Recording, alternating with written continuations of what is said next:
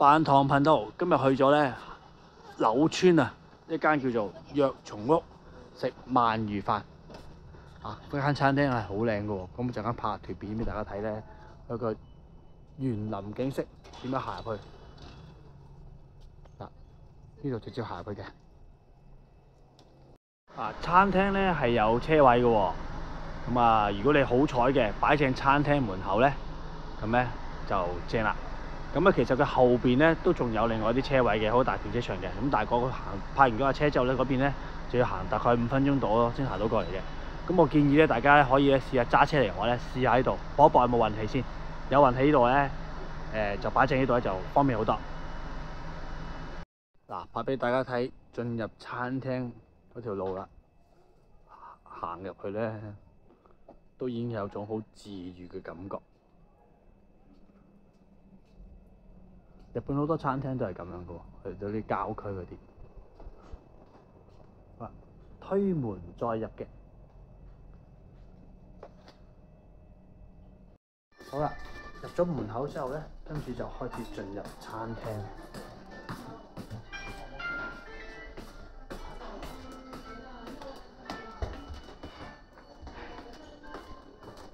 由於佢係蒲燒鰻魚，呢度行入嚟咧，聞到一陣好香好香嘅味道。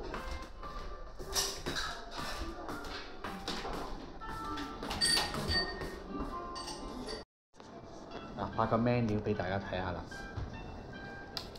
一般都一樣啦，佢會有唔同嘅 set 啦、定食啦，又會有啲多啲嘅咁有飯有食嘅會席啦咁咧，仲有一啲細碗啲嘅呢啲當咧，通常就細碗少少噶啦。咁啊，唔中意食鰻魚嘅朋友，食小朋友咪食下啲雞啊、蛋啊、飯咯，其實都抵食喎，1000yen一碗。好啦，咁仲有咩咧？仲有啲唔同嘅食物，咁但係我今日叫咗個咩？我以前喺大阪食過一次嘅，今次都想試下，就試下佢嗰個咧鰻魚骨啊！呢啲一般咧佢會炸脆咗俾你食嘅。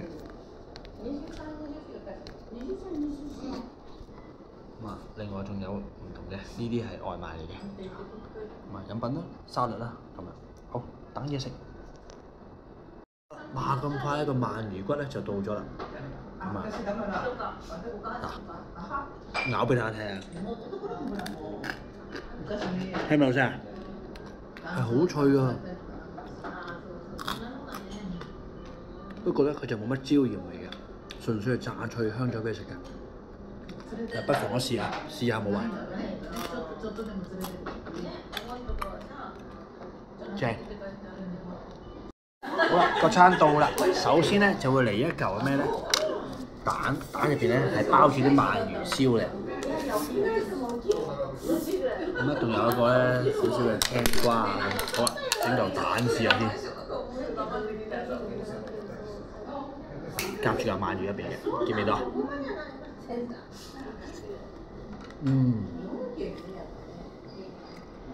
係熱食嘅個鰻魚咧，好鮮味，啲蛋咧啱啱好嫩滑。個溫度咧入口咧係好正，味道調和得啱啱好，又唔鹹又唔甜。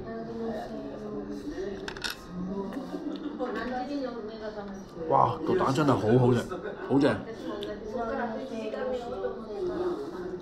呢個咧係凍食嘅鰻魚，嗰啲青瓜夾埋青瓜落去食先，個口感又唔同㗎咯喎。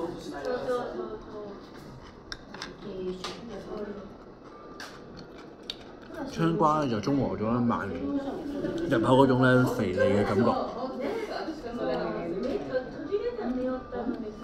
另一種食物值得試下。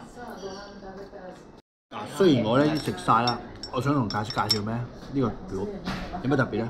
呢個碟佢都係暖身嘅，唔係凍嘅，所以成個相咧係好仔細嘅做得。話咁快咧，鰻魚咧就到咗啦。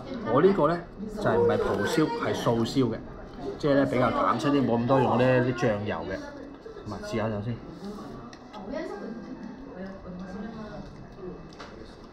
好香，鰻魚即係我哋又話鱔嘅味道啦，好新鮮，好好食，好新鮮。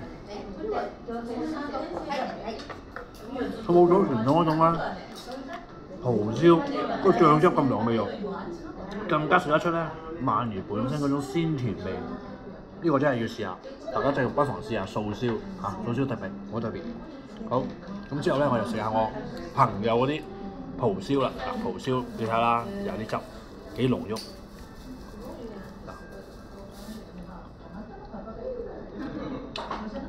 冇錯，蒲燒係呈現嗰種佢好甜身啲醬油，但係咧依然食到鰻魚嗰種嘅鮮甜味，係冇走失嘅，好味。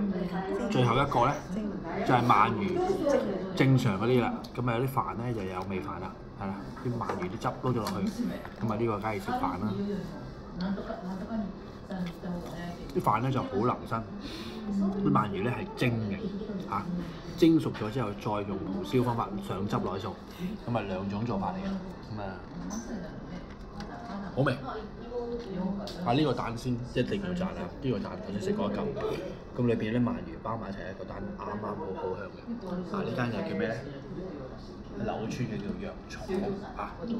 如果你離開度咧，一定要嘗試啊，絕對唔可以走雞㗎。好，跟住食飯。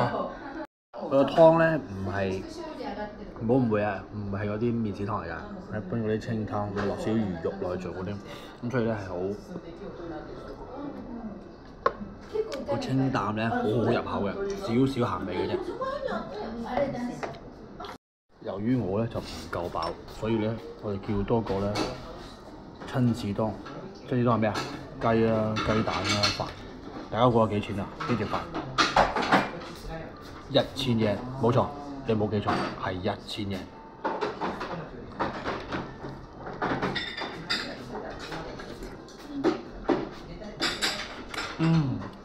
雖然佢平，但係咧絕對冇揸流灘，雞肉好滑，雞蛋又滑，底亦都好靚。好，食飯。今餐食咗3個餐，食咗4個餐啦，食埋個親子丼，14000yen，唔算好貴。